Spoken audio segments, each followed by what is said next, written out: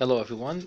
Some of you may have seen the previous videos where we demonstrated how to make various four-legged animals, dogs and horse specifically. Some of you may have seen the videos where I made uh, the heroes of Esalen and other aluminum foil warriors. Now we're going to talk about making people. We're going to do this in several steps. The first step will be the actual base making of a person.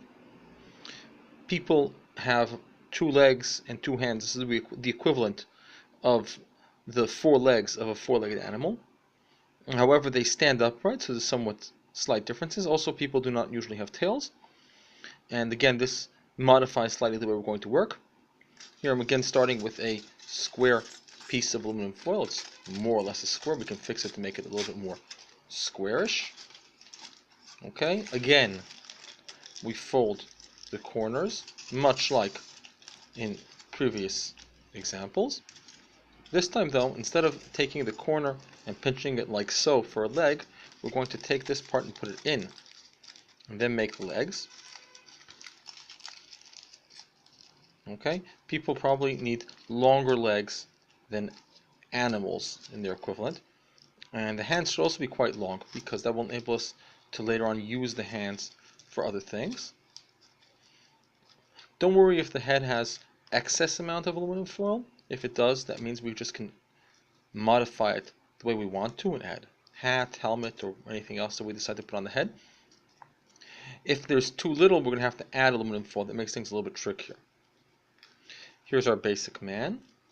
It's nice to signify the feet by giving them a little bit of a bend, tip.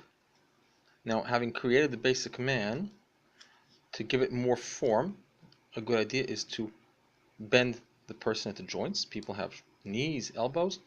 You can shape the person by bending his arms and legs, the places where his joints are supposed to be. Put him in various positions. This helps give the figure later on a more human-like, human life realistic appearance. See? So for example, if we want him running, or if we want him standing, regardless, there's still a little bit of a mark left of where his knees ought to be, and that gives him some of the form that we need. Now, people are often defined by what they do. When we're talking about art, that means what they're holding or what they're wearing. So in the next few videos, I will demonstrate how to make various items and how to place them in the figure's hands or other parts of his body. I think that's enough for now. I'll see you some other time.